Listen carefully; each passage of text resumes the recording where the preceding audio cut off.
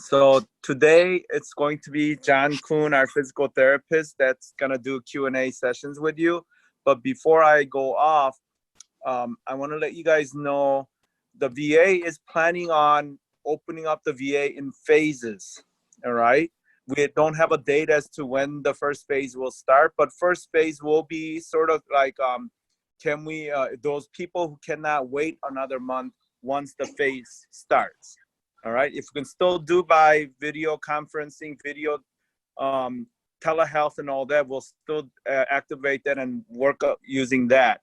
But phase one will be when it starts, those patients who cannot wait another month. Okay. So those will be the first one to be seen. Phase two will be after that phase one, about 2-3 months, cannot wait to be seen beyond that. Then we'll start seeing those guys first. And then phase three will be the normal way with the new norm. Okay. And then I'll go over the new norm in a later time, perhaps in about 2 or 3 weeks, depending on when we know when these phases are going to be implemented. So I'm going to discuss that more thoroughly when these things get a little more solidified. All right. But I just wanted to give you guys heads up that sometime, hopefully soon, we start opening up a little bit more to see patients. All right. One other thing is next week. Yeah, go ahead, Ken. Do you have to wait for national to give you the okay to start opening up? That will be this is the local VA's decision, because every VA is different on where they're depending on their location. All so right. it'll be a VA decision unless something else trumps it. Yeah, good question. Just to let you guys know, next week will be OT. Katie Powell will be coming on. She'll be the honored guest. And then the following week, I got scheduled is our rec therapist. And I'm hoping we can present something that our intern has been working on, the more online rehab videos and things like that. So hopefully we get that ready to present to you on that one. And then I'm thinking the following that, I'll be the guest to go over. Hopefully I will know more about the phases opening and all that. Okay. With regard to those phased openings, how does that affect visitation and the inpatients getting out to do stuff? Again, I have no idea. When those things come out, there will be rules to follow. And I have a feeling, Ken Lee's opinion is that on the phase one, at least, I think all the visitation, everything will stay the same because it's still a very restricted time period. Okay. But I'll give you guys more details as I know it. Okay. All right. Thank you, Dr. All right, guys. All right. See you, John. This is all yours now. Guys, don't beat him up. He's a good guy. Good to see you, boss. All right. See you guys. Bye. Bye. I always forget how to turn this darn thing off or leave. Okay. Take a hammer. Just slam your computer down. Just turn it off. Close it down. Shutdown mode.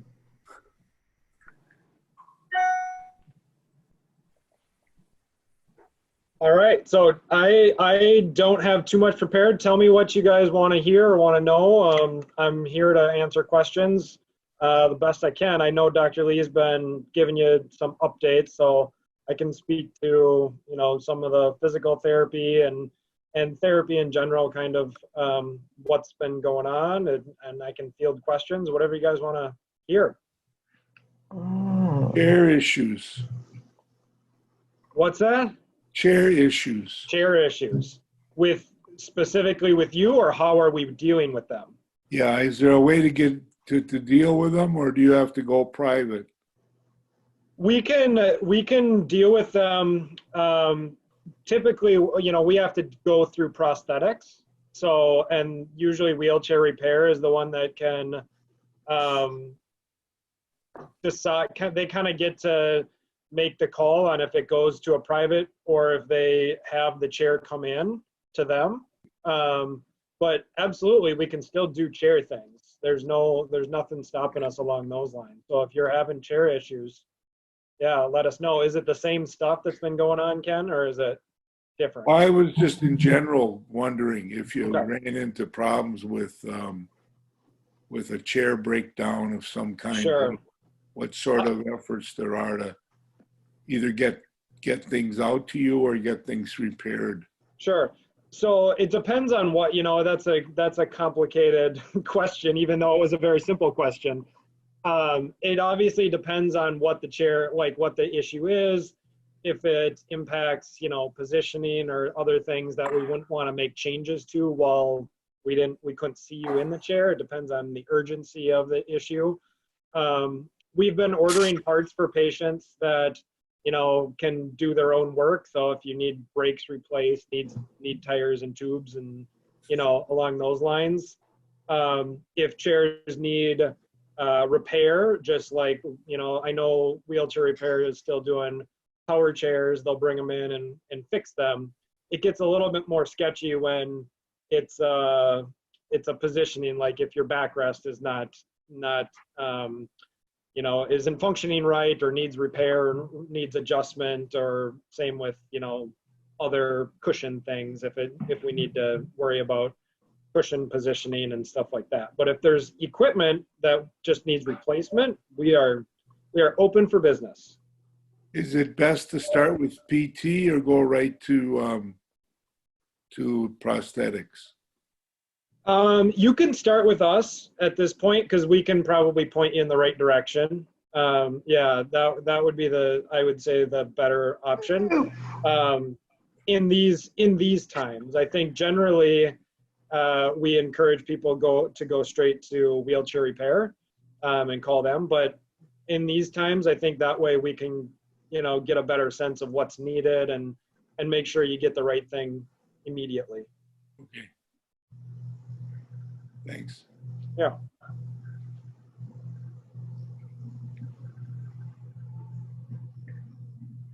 I'd like to get equipment to my house. How do I go about that now? Like before I would have, made an appointment, told them, hey, I need a shower chair, then they would have got it for me. How would I go about that now? Sure.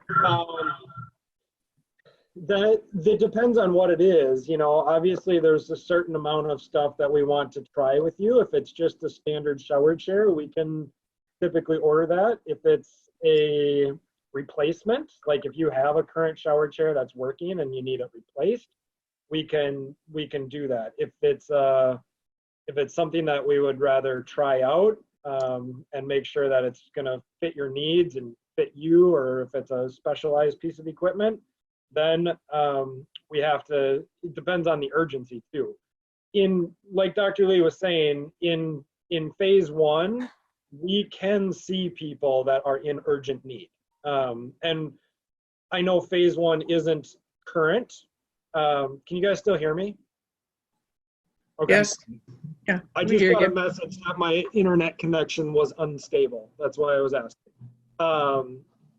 It's the VA, what can you do? In phase 1 is when things are very emergent. We're bringing you in because we think you're going to be worse off in a month. And we're kind of currently functioning on that. So if we need to see someone, we have to vet it through Dr. Lee, and he vets it through the top management of the hospital to make sure that it's okay to have people come, a certain person come in. But if we feel strongly that this person is going to get worse in the next month, or is, we're going to be able to prevent an admission by getting them a piece of equipment or seeing them, then we can do that. The big thing is we're trying to make sure that people aren't being unnecessarily exposed to, this whole virus. And I think that's the big concern on everyone's mind. So it's not trying to, slow you guys down. So if there's something that's needed, let us know. I know OT's been doing, a lot of sewing and equipment and functioning off of what we have currently, or what knowledge we have about the veterans we serve. So we're doing the best we can with, without being able to see you and take specific measurements and things like that.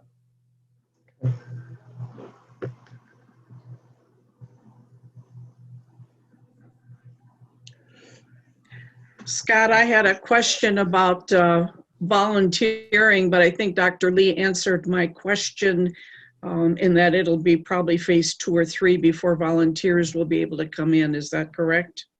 That's correct. And Volunteer Services will be sending out more messages on that. Hey, John, what about the some things that our members can do at home to stay active?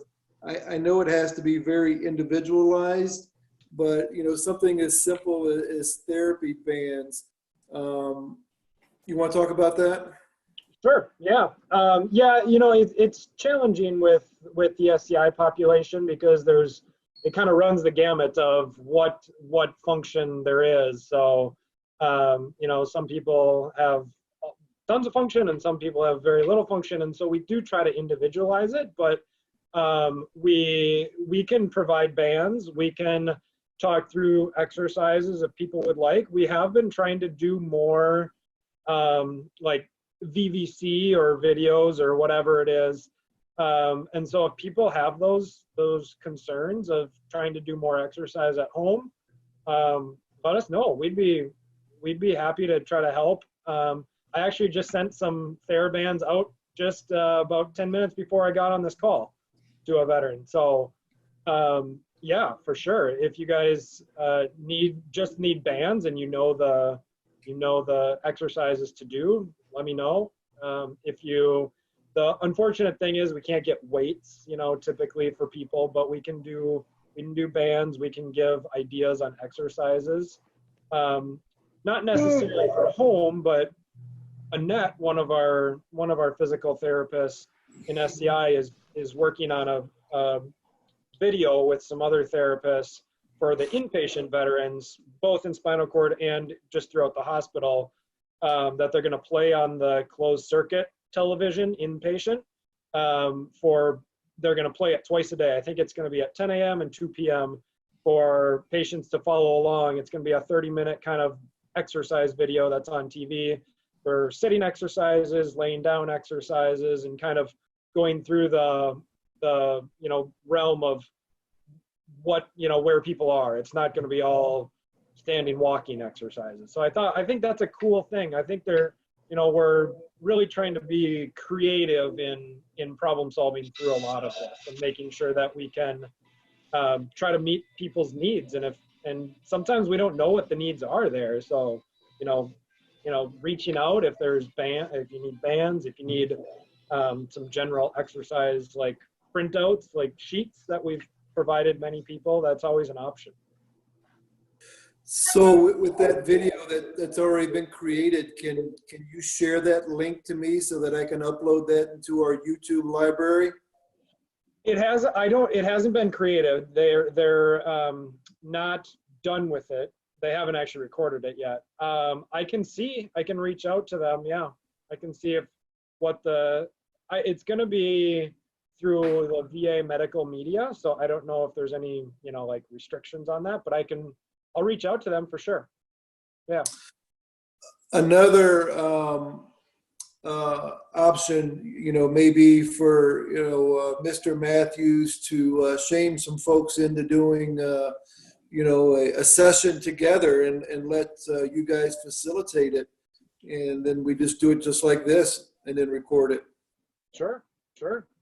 That would be fine. I think those types of ideas and, getting your guys' input and feedback on what is valuable. I think the thing is we don't want to end up doing stuff like this and, we totally miscalculate and you guys are like, this is junk. So yeah, if people would find value in that, if you guys would be interested in it, I think it would take a little bit of figuring out what level we're looking at and things like that. But for sure, we can work. Well, John, you could always do it two different times, one with a low level and one with a high level. Yes. Yeah, for sure. And that was actually so previously they had some of these exercise videos right.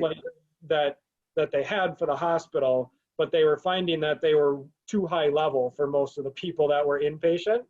And so they were like, you know, pretty intense exercises, and they realized that that wasn't going to work for a lot of the patients that are currently in the hospital, especially after COVID. People are getting pretty deconditioned. And so they were realizing they need, like, the sitting one is kind of the hard one, and then the laying down one is supposed to be the easier one, and functioning on different levels. So yeah, for sure, I think we could do different different intensities.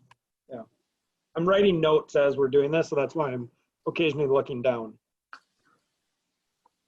What about dealing with an injury? Say a shoulder. Like a new injury or what? Yeah, like, or you've got a shoulder that's been acting up, or you've got a hand that's not, Sure. you know, elbow or neck or something. Can you guys walk through some therapies with people? Yes. So we're actively doing that with a couple of veterans. So we're not seeing any outpatients on a continuous basis. And we're only seeing inpatients right now for actual in-person therapy. But yeah, we're seeing a couple people for continued kind of plans of care via VVC currently. So, and one I know for sure is a shoulder issue. I mean, I'm probably a little biased, but I don't think it's as good as in person. You know, we don't get that feedback from you. We don't get to feel. We don't get to, you know, take actual measurements and do things that we can try to quantify improvement or level of impairment. But, you know, at this point, yes, we can do that. And we've gotten a couple consults to see people by VVC for certain things like shoulder, neck pain. You know, it's tricky though. I'm not gonna lie to you about that, because it's not. I don't think it's the same. You know, it's not the same. Hey, John, I have a question. Yeah. Hey, after this is all done and kind of mellowing out, are you going to have us in to evaluate us to see how much we lost? I think that depends on, you know, need. Obviously, that would be a provider decision. I don't think that, like, if you feel like you need to be evaluated, obviously we could do that. But I don't think after this we need to see everyone. I don't think we need to see every patient. But I think if you feel like there is a decline in function, or if there's an impairment that you kind of put off, like, you know, like Ken said, shoulder pain, and you've been dealing with it for a while, then sure, we'll see you. I think we'll have to, you know, it's kind of an ongoing process, and we'll have to see how this plays out, because that could be a ways down the road too, and maybe people will start losing more function. But yeah, I would be open to those things. Our hope is that people are trying to maintain as much as they can at home currently. And like Scott said, if, you know, maybe we should be doing more, like do an exercise thing that we can do to put out on the YouTube channel. But I think ultimately at the end of the day, if you feel like you need an evaluation of your function to get a comparison to where you were before, sure. That would be reasonable. Okay, thanks. Yeah.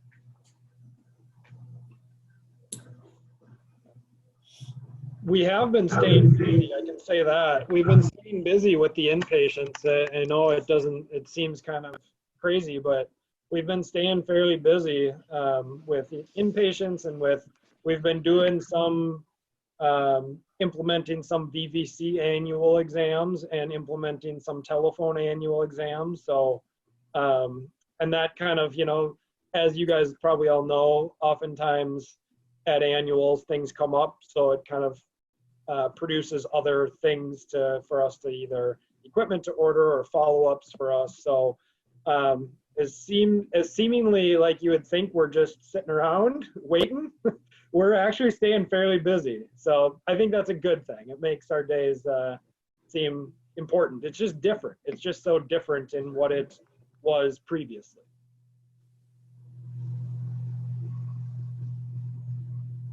I did see the news coverage of the masked PT working with one of the patients up there on Spectrum.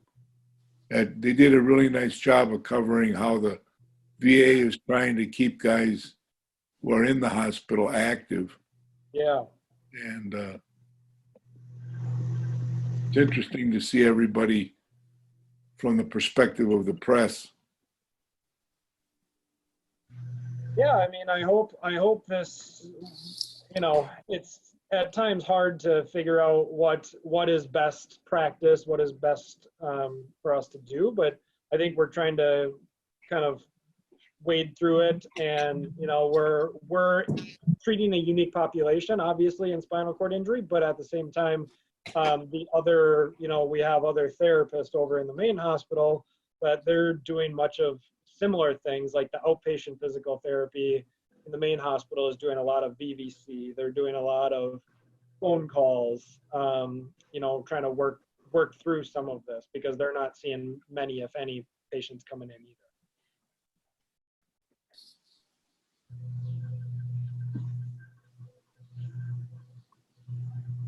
Well, it seems like it's pretty quiet. Anybody else have any other questions or concerns?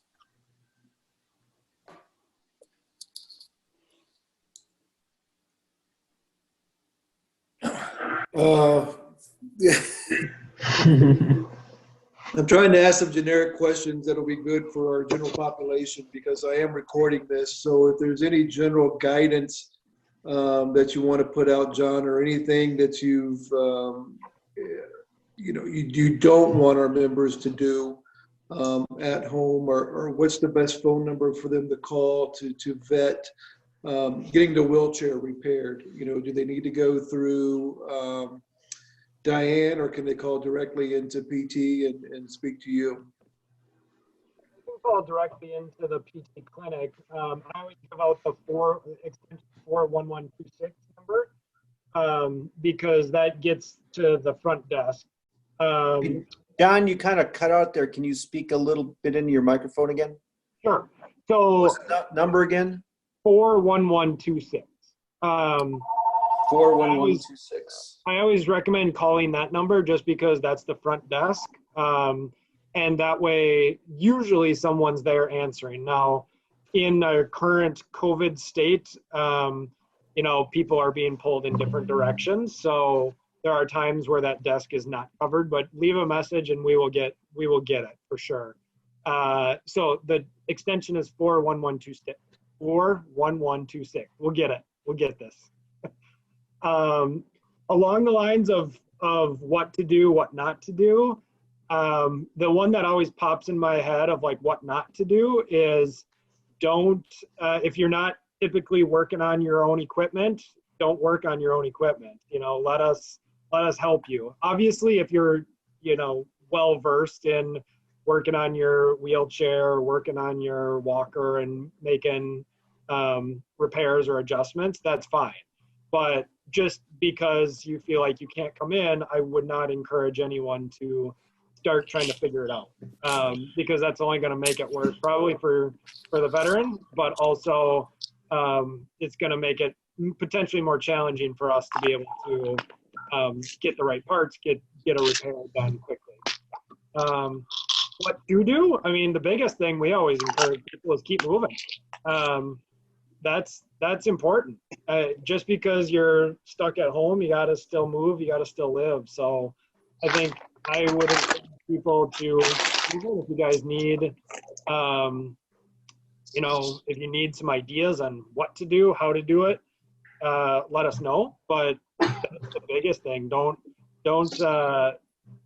sit around and just watch TV. I've heard people stating they're gaining the COVID-19 at home. So don't gain the COVID-19. It's easy to say, but how do we not do that? It's true. I know.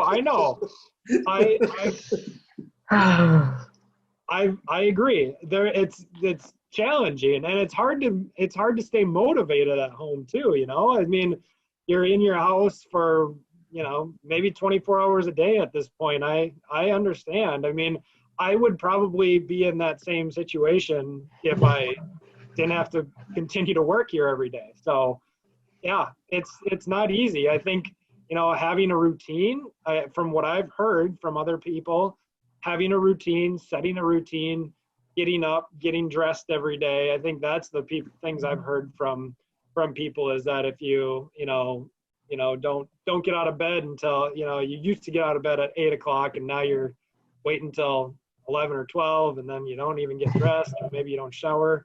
Of course your motivation's gonna wane a little bit. So what do you think about creating some sort of group competition to inspire us A-type personalities to stay active? Like, how would that? What would that look like? Don't ask him. Now you're starting trouble. We could do crunches. I like mine as bacon flavor. This is being recorded now. Yeah. So if the PT crew, if you and your crew were willing to do some online sessions, we could award PVA points just for people connecting. That would be a point, and then if they actively participate and don't fall asleep, that would be another series of points. And then we can figure out a way to monetize, those points, down the road. It's an option. I think we'd have to talk further about how that would work and how that would look. But yeah, that's an option. I mean, if we give LaToya a GameStop game card for $25, she may be more willing to, do some stuff with us. Yeah. I even was interested in maybe like videotaping me actually cooking. Just like, I don't know, maybe to motivate other people. I know it's difficult being in a wheelchair, but if you have a good setup, right, That's it's a great easy. idea. Those types of things, to share your experiences and to share how you do it, because that might spur someone else to say, she looks like I could do something like that, or she looks like me. I think that's a great idea. And along those lines, I think we can, as therapists, whether it's PT or OT next week, we can give you a bunch of tools, but at the same time, it has to be somewhat of a internal motivation. But also, I think a lot of times people if they see someone that looks like them, or that is along their own functional lines, I think that can help motivate somebody more than me saying, come on, get going, Very Yeah. good. But I'm willing to entertain different ideas. Absolutely. If there's different thoughts or different ideas that people have, I don't know that we can implement everything, but we're in a weird time. So I think there's got to be some brainstorming that happens and some ideas tossed out there, and then we'll kind of sift through them and figure out what's possible, what's reasonable, what's value added. There might already be some videos like that. There might. It's to be 100% honest, I haven't done a search for those types of things. Yeah. But yeah, and if there's already stuff out there, do we want to reinvent the wheel, or do we want to make use of those? Same with, like I mentioned earlier about the exercise video. If we can, I think it'd be great just to use what we already have and not redo it. But we'll have to see. Yeah, but a side-by-side would be cool too. Yeah, and live, means something, I think too. Yeah. I think live is more motivating. I can play an exercise video at any time at home or wherever, and it's maybe not as motivating if someone sits here and encourages and or gives you ideas on some different things to do to make it unique and different.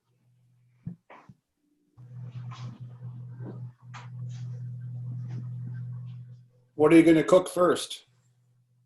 Well, I would probably go with something simple like wings and fries. I have this Ninja Foodie indoor grill that's like 5-in-1. So it roasts, it air fries, it bakes, it grills, and it does something else. And dehydrates. And everything I put in there is just delicious. It's just pretty dope. I like it. It sounds really nice. I'd like to see that. Great. Thanks. It's easier than cooking on the stove, at least for me. Like just putting it in there, pop, taking it out, delicious. The problem is you're gonna get people hungry, and then they're not gonna be able to.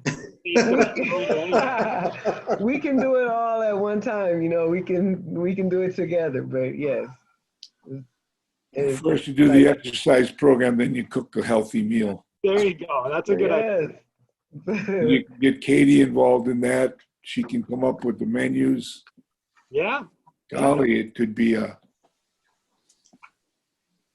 amazing a day to look forward to.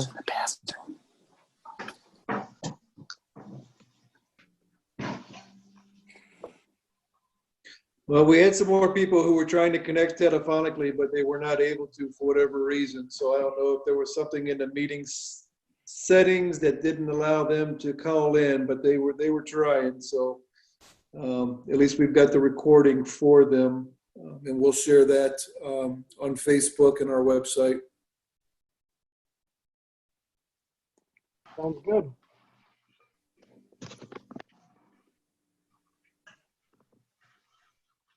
Any other questions from the gallery? I know the gentlemen from Rewalk are online, and that they've been patient and quiet, and I know they're interested in doing some possible videos for the chapter as well, as far as using their equipment and also just some other some training. I think Zach is training for a triathlon. Zach, you there? I'm here. Yeah, good to hear from you. And thanks for letting me tag on again. This is helpful for us on our side because we're still trying to get a picture of what VA services are going to look like nationwide. In this downtime for us, the best thing we can be doing is connecting with veterans and just letting them know we're here, we're thinking of them. We want to make sure they're ready to go, whether they're presently training on the Rewalk or whether they're looking to get a consult for one. So really that's kind of what I wanted to do on a separately focused call, but this is really, really helpful because hearing about the various needs you all have is great as far as how to stay active, how to prevent deconditioning, even the various cooking strategies you guys were talking about. I was taking notes too. So again, really, really appreciate your guys' time, and perhaps on a future call, we can either consider doing demonstrations for the technology, or we can review specific functional requirements for the device, whatever you guys need. It's just something that we wanted to make ourselves available for, but really this was the first call that we've been able to kind of be included on. So it helps me to just understand the pacing across the country. So thank you all again. Really, really appreciate it. Well, the check should be in the mail.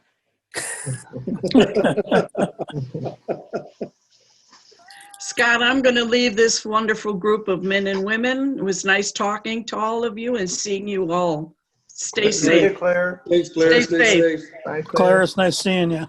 You take care also, young lady. Yeah, you too, Ken. Take care, all of you. Thanks.